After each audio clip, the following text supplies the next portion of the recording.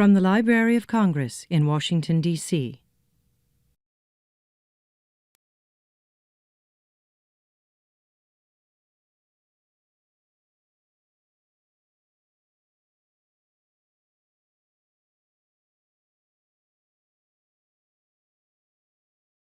Hi, good afternoon. How's everybody doing?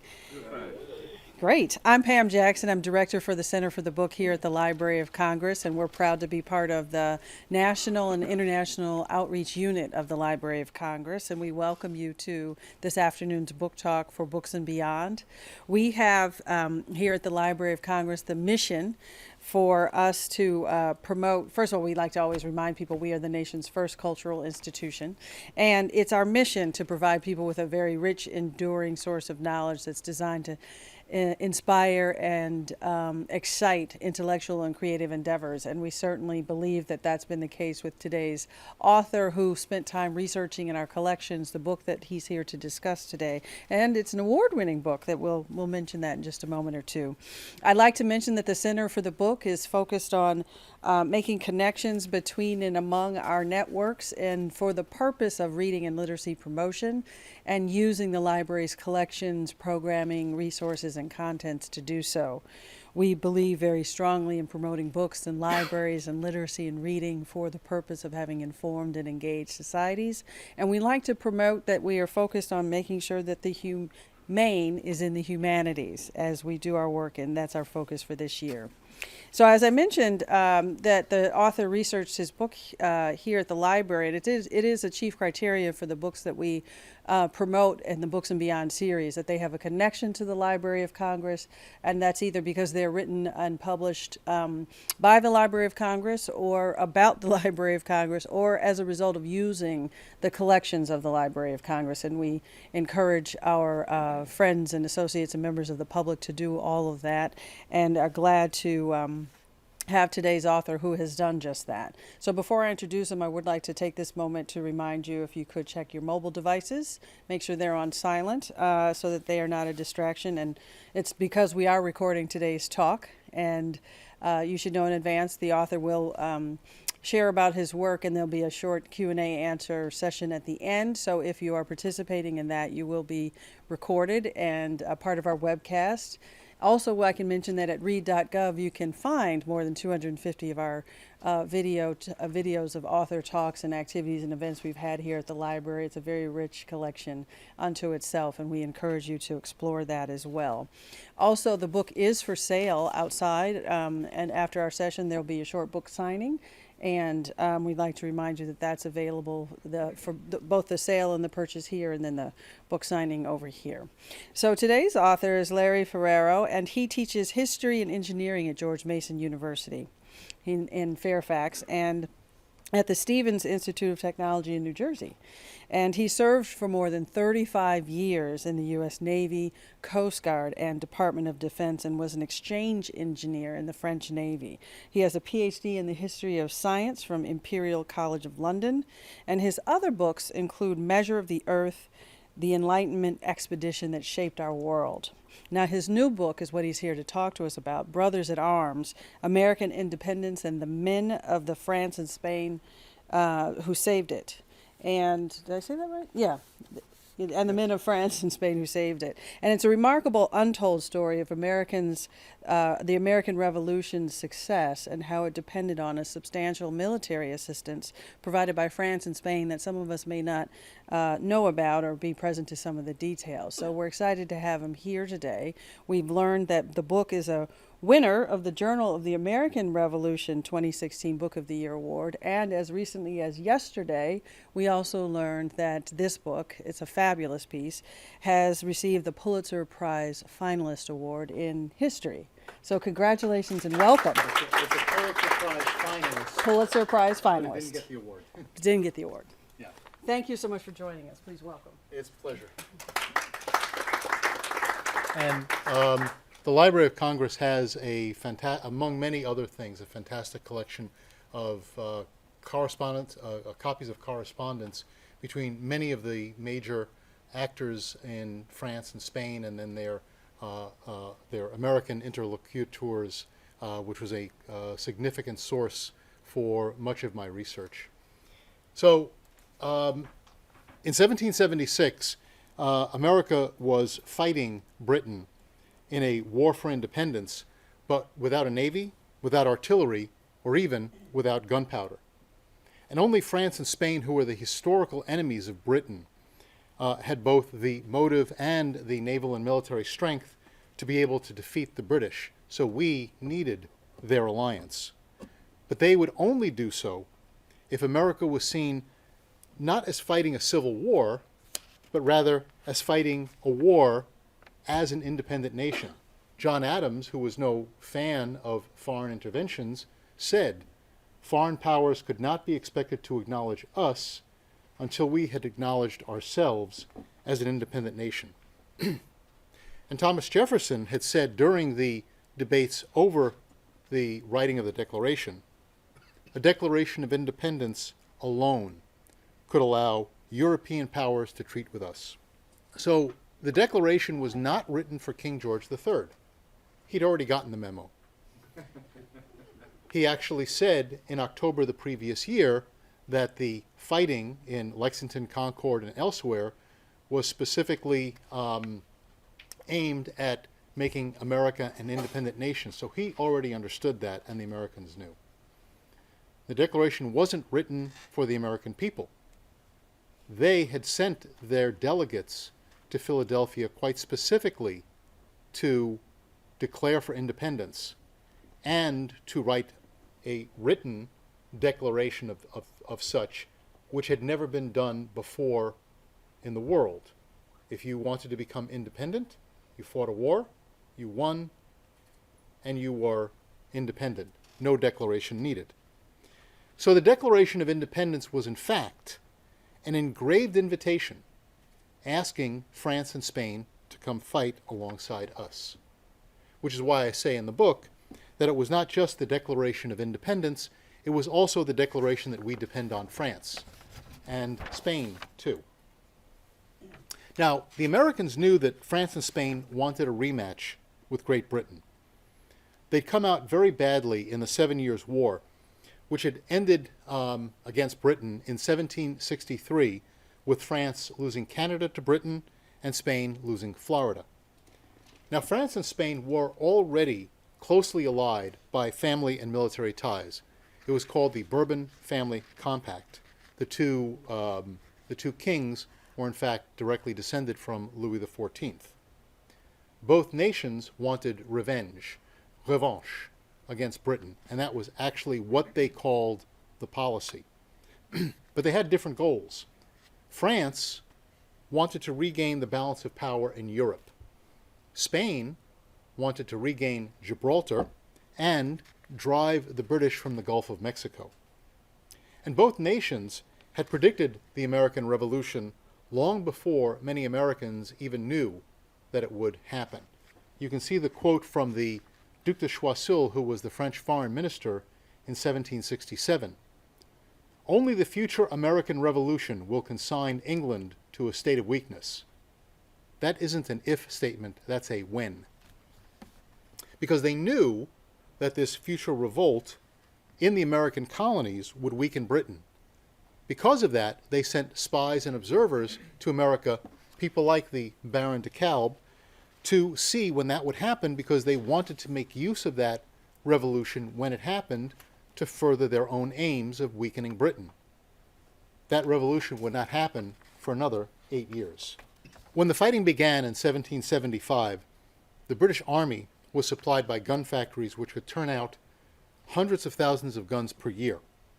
The few American gunsmiths that there were could produce perhaps one gun per month. We needed weapons from France and Spain.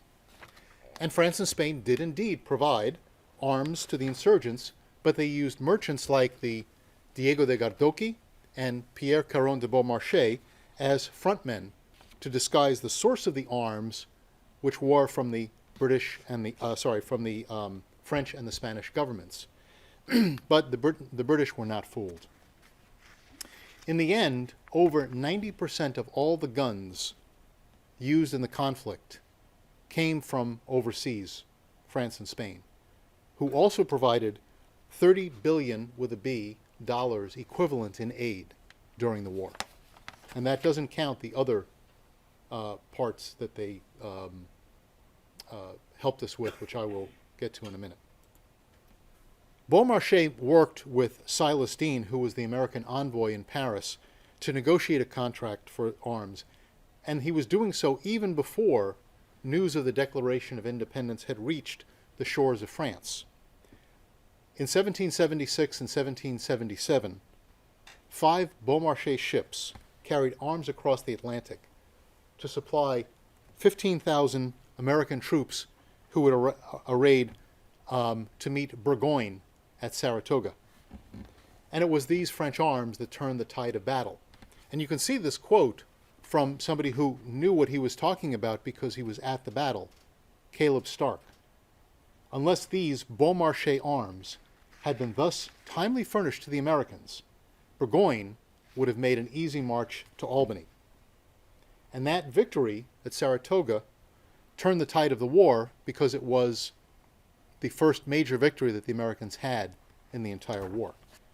Meanwhile, most of the French and European volunteers who came to the United States came to do so in order to fight their longtime enemies, the British.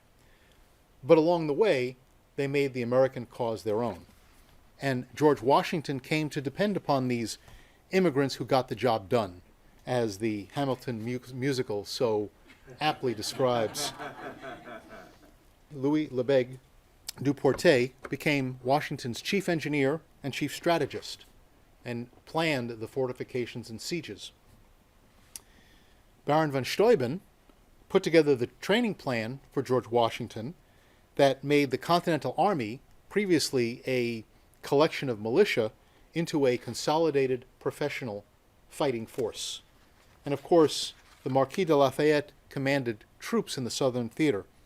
He kept Cornwallis from coming north, and he eventually followed Cornwallis all the way to Yorktown. Now, the Battle of Brandywine in 1777 was Washington's attempt to prevent the British from occupying the capital, Philadelphia.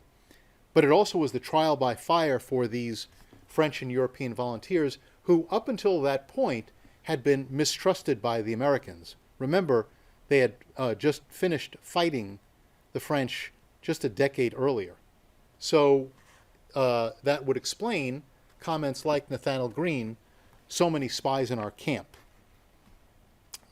The Battle of Brandywine changed all that, and it certainly proved that they were not spies.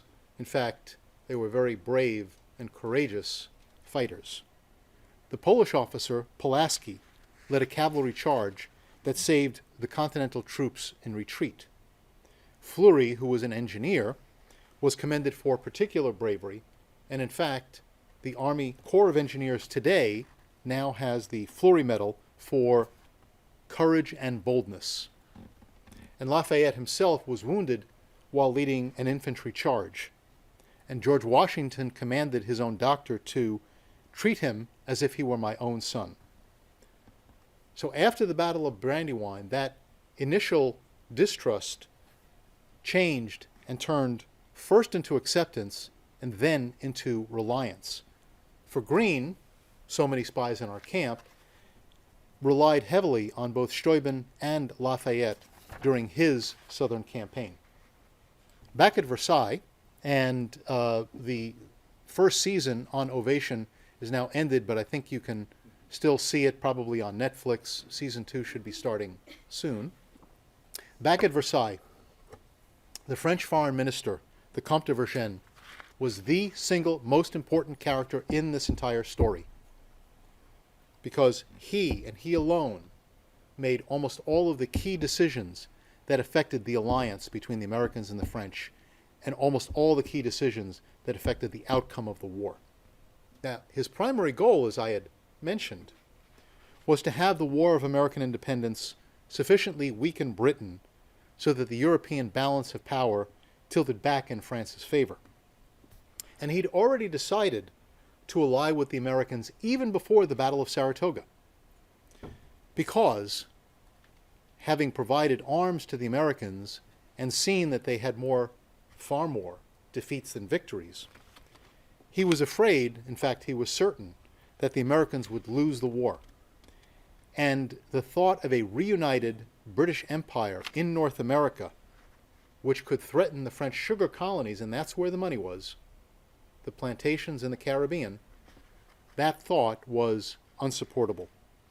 So, the American victory at Saratoga did not convince the French to ally with the Americans. It simply gave Vergennes the pretext he needed to carry out the decision he'd already made. Now, that treaty, which was signed in 1778, effectively brought France into the war against Britain. And it brought the French Navy to American shores. And that was key, because any battle with Britain at that time was always going to be any war with Britain at that time was always going to be a naval war, because that's where Britain's strength was.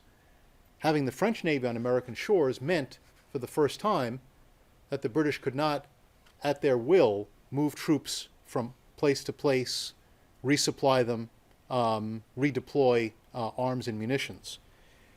It's the reason why the British had to evacuate Philadelphia after only being there 9 months, because they could not risk being bottled up by the French Navy, and had to consolidate their troops in New York City. Now, at this time, as I mentioned, Spain was allied with France, but they could not take the risk of going to war against Britain in early 1778. Now, the reason is that they had a treasure fleet still at sea. It was carrying 50 billion, with a B, dollars equivalent in silver from Peru. And until that silver was safely home, they could not risk having the British predate on the convoy and capture it. It was not until the end of 1778, when the treasure fleet was safely home, that Spain was free to go to war with Britain.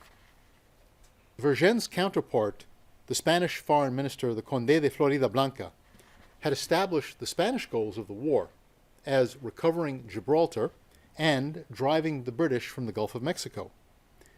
And right after the Treaty of 1778 between the French and the Americans, which brought France into war against Britain, Spain offered to mediate between France and Britain, provided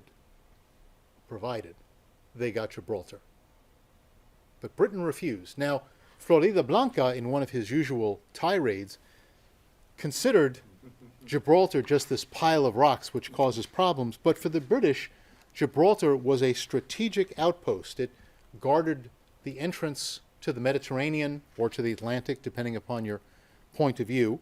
And for that strategic importance, Britain, that pile of rocks called Gibraltar, Britain effectively sacrificed all of America for that strategic outpost of Gibraltar. Now, with Britain unwilling to negotiate, Spain agreed to go into the war alongside France. They would not ally directly with the Americans for their own reasons, but they agreed that the war could not end until Britain had recognized the United States as a sovereign nation. The entry of Spain into the war alongside France fundamentally changed the nature of the war, from a regional conflict in North America to a global war. And the reason is that the British Navy and the British Army, to some extent, now had to be spread far thinner around the globe. And it was because the combined navies of France and Spain were overwhelming. By itself, the French Navy could not hope to defeat Britain. By itself, the Spanish Navy could not. But together, the Bourbon fleet was 124 ships of the line. Those are the major warships that fought battles, against Britain's 95 ships. And Britain was simply overwhelmed. So instead of just attacking the Americans in North America, the British now had to shield England from an invasion by France and Spain. They had to defend against the siege of Gibraltar. They had to defend their colonies in the Caribbean.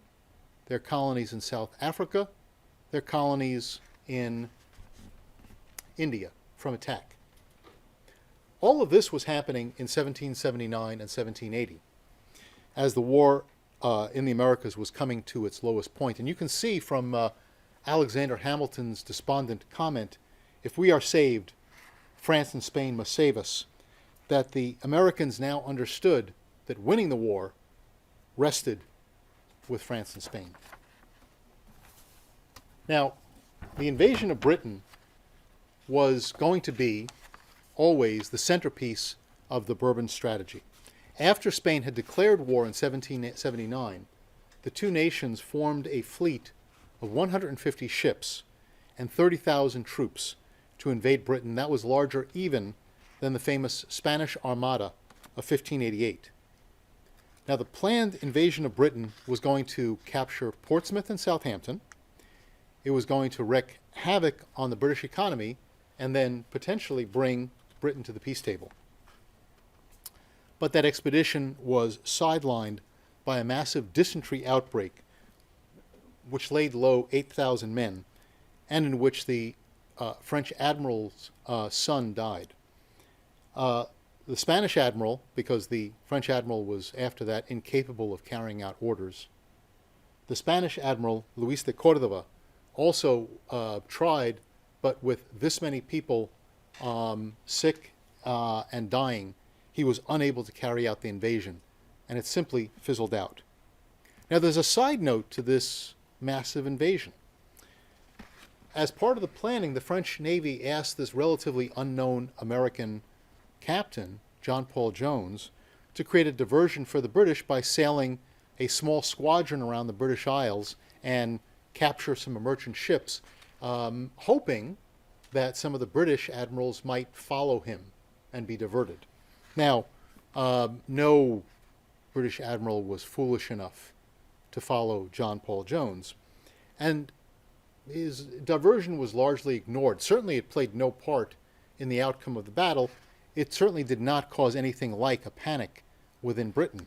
But there was a battle that occurred off of Flamborough Head, in which John Paul Jones' small frigate, the Bonhomme Richard, was able to defeat a much larger British frigate which was guarding a convoy, the Serapis. The commander of Serapis was knighted because he did his job. He protected the convoy. The convoy escaped, and a good British commander was going to fight his ship till death to protect the convoy. But for the Americans, this was a striking moment of David versus Goliath, which stood in for the much larger British and American conflict. At that time, it was a sorely needed shot in the arm. Now, back in New Orleans, Bernardo de Galvez was the governor of Spanish Louisiana. Now, for those of you who work here in the Congress or are frequent visitors to the Congress, you might recognize that portrait on the left, because a copy of that portrait was hung in the year 2014 at the event of his becoming an honorary American citizen in the Senate wing, first floor, in front of the Foreign Relations Committee room S116, which is all the way on the north side in case you want to find it. So if you want to write that down, room S116, Foreign Relations Committee, north side, Senate wing. Galvez had supplied American troops in the Western Theater, which was up along the Mississippi all the way to Fort Pitt, which is now Pittsburgh. He supplied them with money, he supplied them with arms, with munitions, with gunpowder.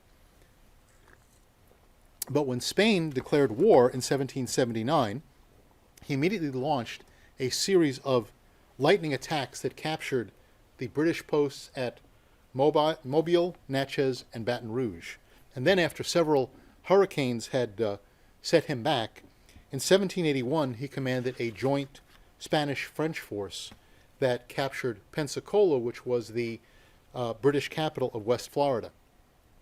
So with Britain out of West Florida, Spain now ruled the Gulf of Mexico, and Britain was no longer a threat.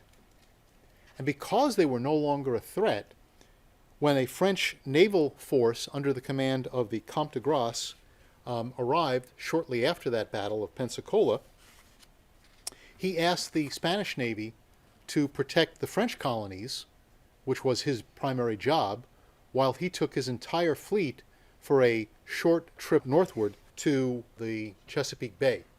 So it was because of the Battle of Pensacola that de Grasse was able to take his entire fleet north for the actions that would occur. Washington and Rochambeau had learned that the Comte de Grasse was going to the Chesapeake, so they raced south from New York to meet him in order to surround Cornwallis at Yorktown. The Comte de Grasse was a fighting admiral who was beloved by his sailors, and they said of him, "The Comte de Grasse stands 6'4" and 6'5" on days of battle." And yes, since you asked, he was one of the ancestors of that rock star astrophysicist, Neil deGrasse Tyson. That's correct. Now, when the Comte de Grasse met George Washington on his quarterdeck, and by the way, George Washington stood 2 inches shorter than de Grasse. De Grasse embraced Washington and exclaimed, "Mon petit général." De Grasse's fleet was landing troops around Yorktown when the British fleet under Thomas Graves appeared. De Grasse quickly sortied his entire fleet from the Chesapeake Bay and fought off Graves, which prevented him from resupplying or evacuating Cornwallis. And again, to underline the point, it is not clear he would have won that battle had he not had his entire fleet with him. The fact that Thomas Graves could not enter the Chesapeake sealed the fate of the British Army at Yorktown. Now, the story of Yorktown is very well known. After Rochambeau and Washington had led their troops on a quick march from New York to Yorktown, they surrounded Cornwallis. The siege began October 9th, 1781. The guns blasted away for 5 days while the siege lines advanced. French officers directed the siege. French officers directed the placement of the trenches. French officers directed the gunfire. The French also suffered twice the casualties of the Americans. Once the French and American troops had captured British redoubts 9 and 10, the situation for Cornwallis was untenable. So when Brigadier General Charles O'Hara, who was Cornwallis's second in command, came out to offer the surrender, he saw the victory as a French one, and he offered the surrender to Rochambeau. Now, Rochambeau knew it was a French victory, but he also knew the moment belonged to Washington. So without a word, Rochambeau directed O'Hara to Washington.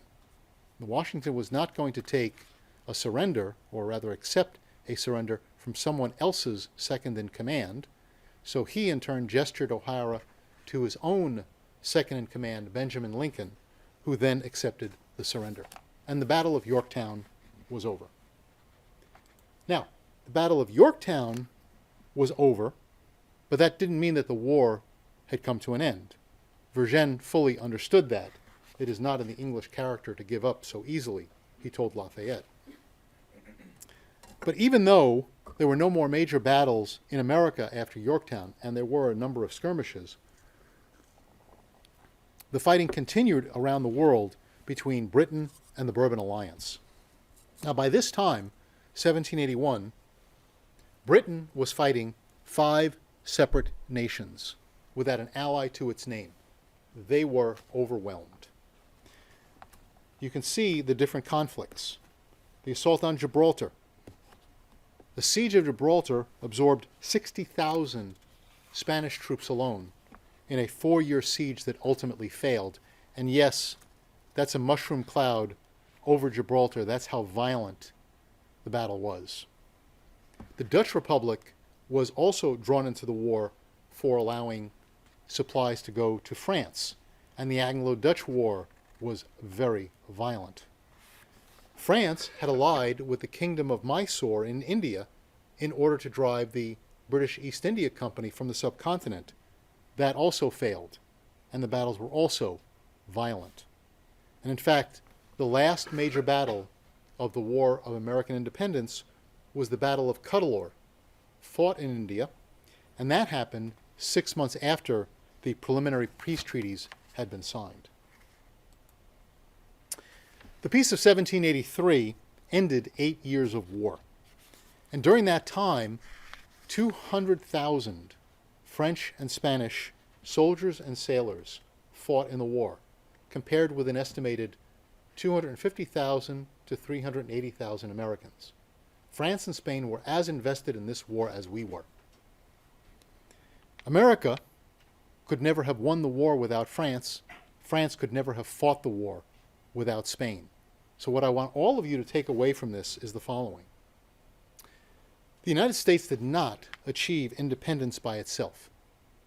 It was in fact born as the centerpiece of an international coalition which worked together to defeat a common adversary.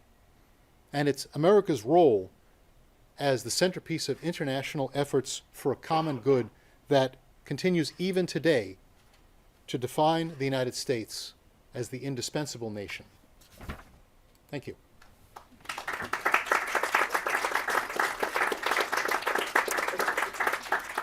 I'll take questions, but I wasn't certain if the people asking the questions needed to have a microphone. No, but if you could repeat the question. I will, and if I forget, remind me. So, go ahead. Larry, it's marvelous. I look forward to the book. You mentioned in passing that the Spanish did not ally directly with the United States, but rather, what was the Spanish thinking on that? Both France and Spain had colonies and possessions just as Britain did, and they were also monarchies. They did not want the example of the United States successfully rebelling against its colonial masters to somehow seep into the consciousness. France was always a little bit reluctant, but Spain had far more to lose. They owned almost all of the Americas south of really what we would call west of the Mississippi and all the way south. I'm not trying to give Brazil short shrift, I assure you. And they were constantly on guard because during over 200 years of occupation, from the 1530s is when they really began the conquest that led to the different Spanish empires and viceroyalties. They had major uprisings about every 10 years or so. They were usually uprisings by the indigenous nations against quite severe abuses, and they were put down very violently. In fact, during the time of the Battle of Pensacola, there was an uprising in central what is today Peru by Tupac Amaru, and it was brutal, and I really would prefer not to describe how and why it was brutal, but that particular uprising was one of the worst. And again, quite, the Spanish were quite firm that they did not want to see anything that looked like, an overthrow of their own monarchy. It didn't help because 30 years later, what I can tell you is from 1776, when basically three nations occupied most of the Americas, France, Portugal, France, Britain, Spain, and Portugal, 35 or 40 years later, it was the home to over 25 independent nations, which had broken the shackles and were now free. So that was what happened starting in 1776. Does that help? Great. Ma'am. Within your research, I'm wondering, did you come across any information that would be surprising to most mainstream U.S. citizens who grew up on generic American history? So the question was, what would come as a surprise to somebody who had read the textbooks of their youth? And the answer is everything. Let me tell you just a tiny bit about the genesis. My doctorate is history of science, and I was studying the science of shipbuilding in the age of sail, and learned that France and Spain during this time had combined forces, traded engineers, and shipbuilders to create a single navy in order to defeat Britain. And it was that navy that was then employed during the War of American Independence to, to become victorious. So I knew this, and when my children were in school, the French nation was barely mentioned. Spain certainly got no mention at all, and I began to wonder, why is there such a gap between what I know to be true and what is usually taught? Now, I actually go into some detail towards the end of the book, which I encourage you to buy, by the way, that explains why I think that was the case.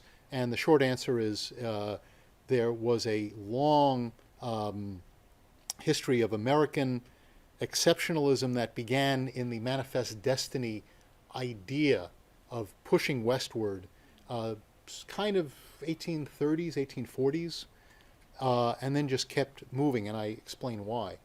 So when I decided that there was a book there, and after I had finished schlepping my kids up and down battlefields and encampments, Ticonderoga, Valley Forge, Saratoga, explaining about the 7 Years' War to them, and which was, by the way, a very effective way of putting small children to sleep, and I this is absolutely true. I decided I would nail my colors to the mast, and the subtitle rather, says it all: American Independence and the Men of France and Spain Who Saved It. No ifs, ands, or buts. So, again, your question was, what would be a surprise?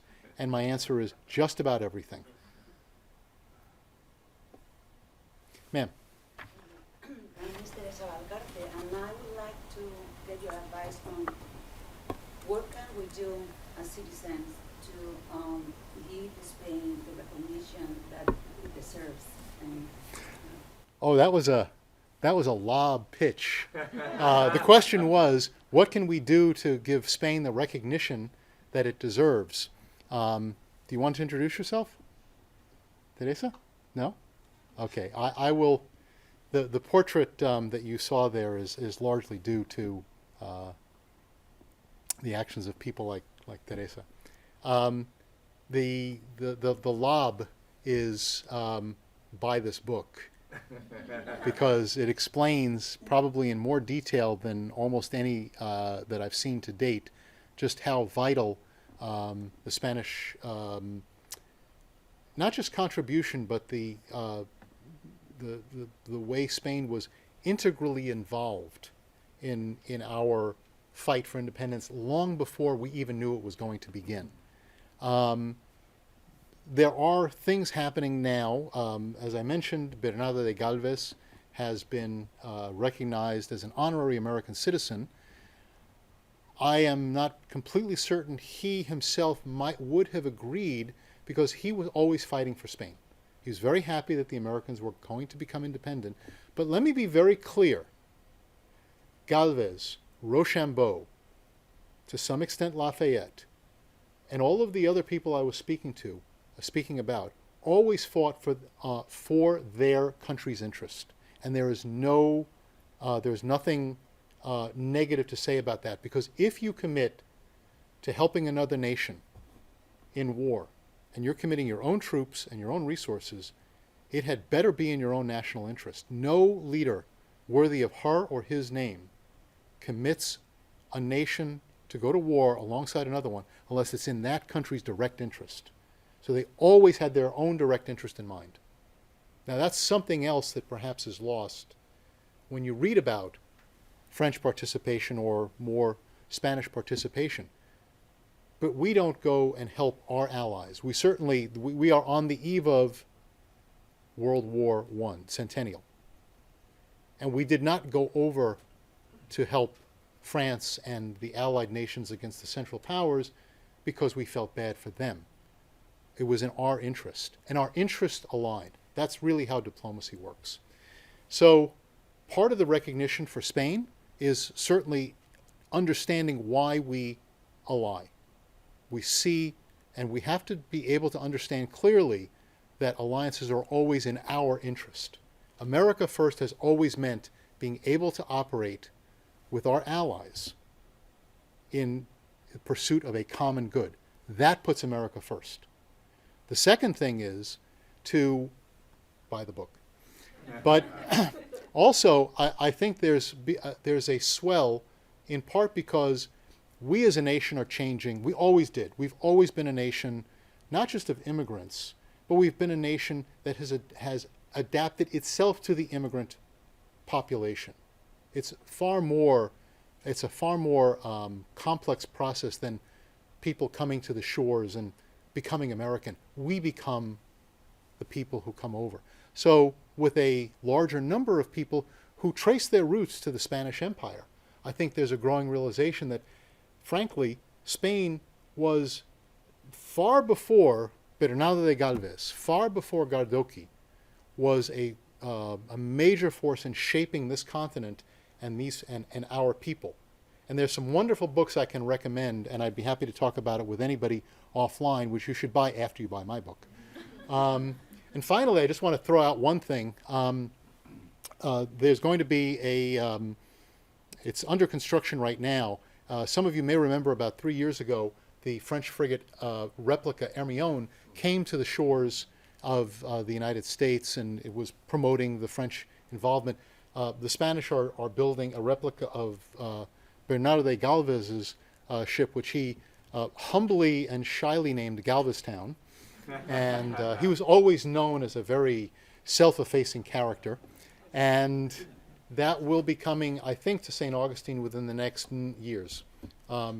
As an old shipbuilder myself, it always takes longer and costs more than you expect.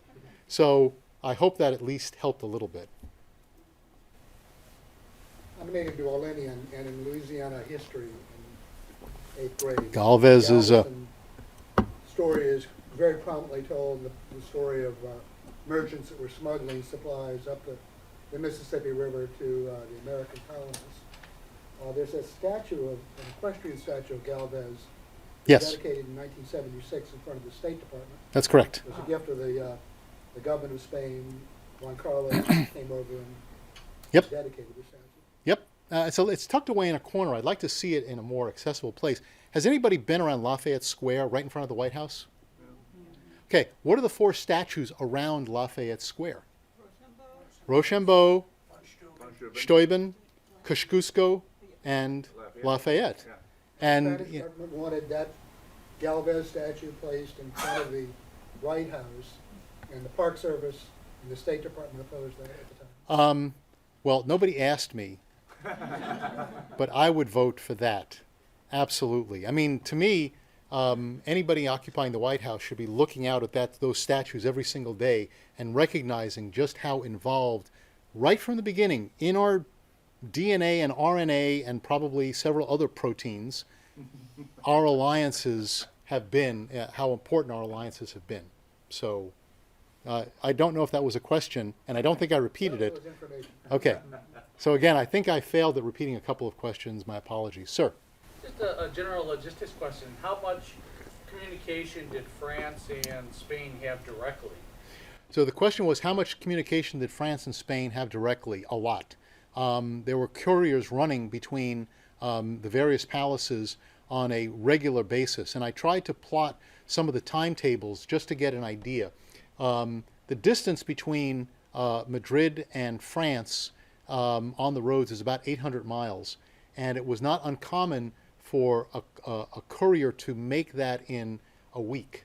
And then a message from, it's a little bit more complicated, but from Versailles to, let's say, the palace at Escorial, which was one of the palaces that they went to.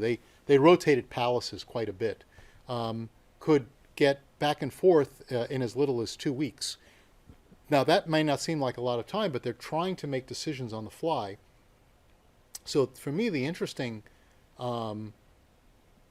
aspect of diplomacy at that time was how often people had to make decisions with very little or almost no knowledge and take guesses as to what the other side was going to do.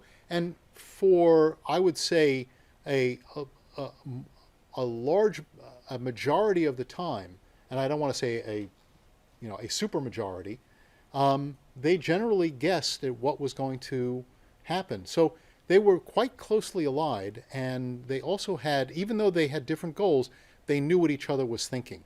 I found that quite interesting in the correspondence to say, I think this is what's going to happen, and then the courier comes, and sure enough, it does. So did that answer that question? Yeah, it did. And as a follow-up to, like, when you're talking about how in the Gulf of Mexico, you know, the French was able to come up to Yorktown for that. Was that decided just there, or did that communication have to go all the way back to? Okay. When the main fleet left France in early 1781, the goal of de Grasse was to protect the Caribbean, and also Spain and France had already decided that they were going to launch a major invasion of Jamaica. Jamaica was the primary British base. But they, and anybody who's knows the old navies know that very often fleets have to operate beyond not just line of sight, but line of communication. So it was quite common for navies to operate independently, and they knew the broad strokes of what was asked for. In the case of de Grasse, he knew that he was given a short window of time, 2 months, in which he could support operations could support Rochambeau, who was already there. Rochambeau had arrived the year before in Newport, as a matter of fact, and had sat idle. They didn't know what they were going to do because Washington and Rochambeau really couldn't agree on a strategy. There were no good targets. Washington wanted to take New York, but the logistics of trying to surround this major city, its encampments, without naval superiority was daunting. Duportet, who I mentioned, was one of the people who, as a trained siege engineer, could tell Washington, this is what it takes, this is what you have, we can't do it. So, everybody understood the uncertainties. And when de Grasse knew that he had a short window of time, he'd already gotten letters from Rochambeau that were waiting for him in Cap Francois, which is today Haiti, at the time was Saint-Domingue, saying, please come to the Chesapeake. Now, you'll have to read my book to see just how nuanced this statement was, because it was a lot more nuanced than what I just said. But he had to send a message back. And the message went on, and as a naval architect, somebody who designed ships, I was very happy to say that the most advanced naval architecture went into the design of this particular frigate, Concorde, which was a sister to Hermione, and that ship made time back faster than, literally twice as fast as any other sailing ship that I was able to calculate in that era. It got the information back. Once the information got back to Rochambeau saying, meet me at the Chesapeake, it was a forced march. It was fast. The Washington-Rochambeau route, which goes, I'm trying to think if where it passes through D.C. It does pass somewhere around here. There's a trail, which was laid out by a colleague of mine, Bob Selig. And he has wonderful sites on the web where you can plot exactly where they went. They knew exactly how to get there. They plotted out the course. There were 4 sets of troops that were going to occupy each site on consecutive days so they didn't overwhelm the foraging. They built stoves, they built accommodations, and the maps that the chief engineer, Bertelier, I think was his name. I write the book so I don't have to remember. Can today be laid over a modern map, a Google map, and with no distortion whatsoever. You can trace exactly where the sites were. In fact, I was down at one site where, because of the detail of that map, they located the foundations of several buildings. So they had fantastic engineers. But again, let me be very clear, this is what the French army had been doing for over 100 years. Moving troops, supplying, laying siege, it was their business. They knew how to fight. and they fought very well. So did that answer your question? Yes, it did. Okay. Did I see a hand over? Ma'am, and then sir. I have one more question, but also a comment. I think you've done such a great job with this lecture. I kind of want to help you sell more books. So in the future, perhaps you might want to consider losing this questions slide and putting back up the slide with the title of your book. Okay, so I should go back to the title of the book. Just because I kind of want you to. Just be crass, Larry. We'll hear more from you. I certainly appreciate the comment putting this up, but I have an ulterior motive for leaving the question slide there. So with your permission, I'm going to go back to this. Now the book is, and I'll hold it up. In fact, I'll just leave this here as the visual, and I hope that stays. Okay, so so that was the comment. Leave the book up. I appreciate that. You had a question? That's even better than my suggestion.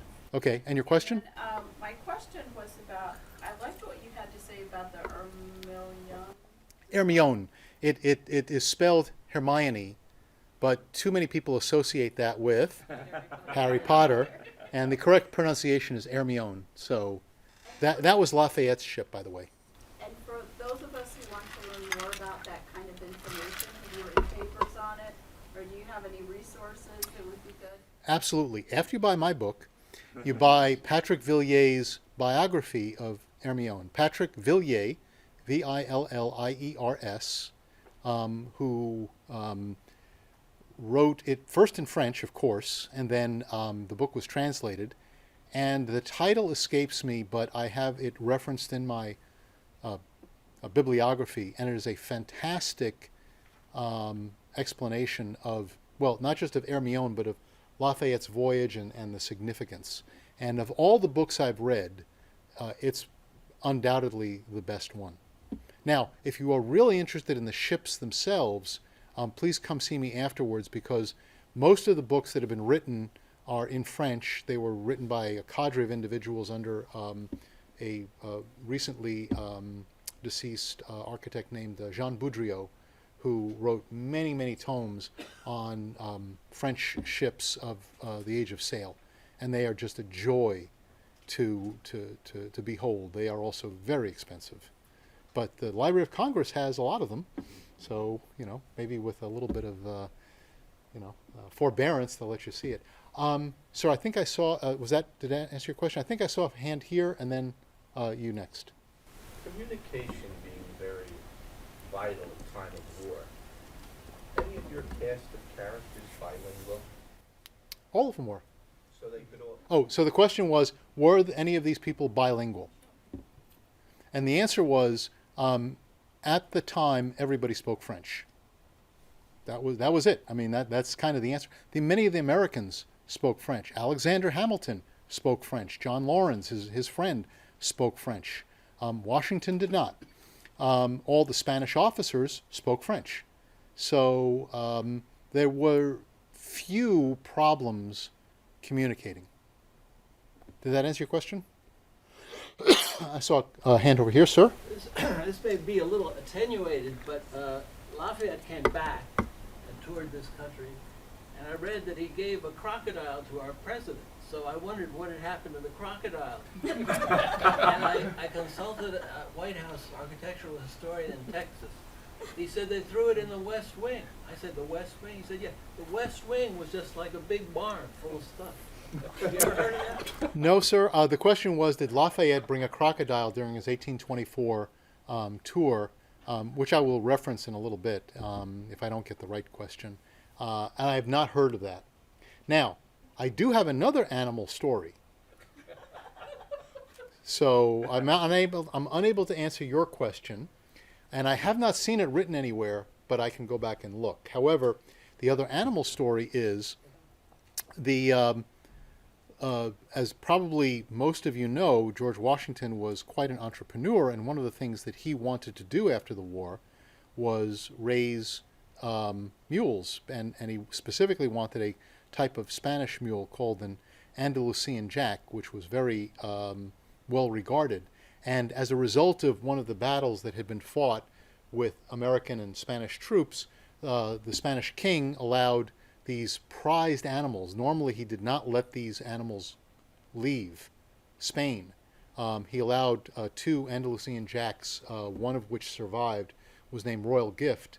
George Washington got it, and they have a lot of information at Mount Vernon to tell you how that he took the jack, mated it first with jennies, created a whole host of sires, and then which are donkeys, and then created a line of mules. So these mules all became known as American Mammoth mules. The American Mammoth mule was the animal that populated the American West, and was the animal that was brought over, since we're on the eve of World War I, in the millions to pull cannon and artillery and wagons.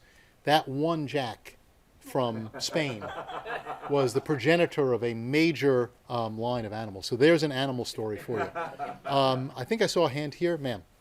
My question is also regarding communication, but so much collaboration between the Spanish and the French with the engineering with the ships. How did they keep those communications from getting thwarted, or like spies, like the British spies? Oh, there were spies everywhere. I actually have a wonderful paper on the spy missions. One of my favorite stories, the short answer is they didn't. One of my favorite stories, not quite related to what you asked. Did I repeat the question? The question was about how did all these exchanges between France and Spain do so absent the detection of the British, and the answer was they didn't, and there was constant spying between all the nations. One of my favorite stories happened about 20 years earlier, 1748, 1749. The Spanish, including one of the admirals who later fought, sent over a spy mission to London and several of the shipyards in England to understand how they built ships. And also, when they came back, the 2 men were Jorge Juan and Santacia and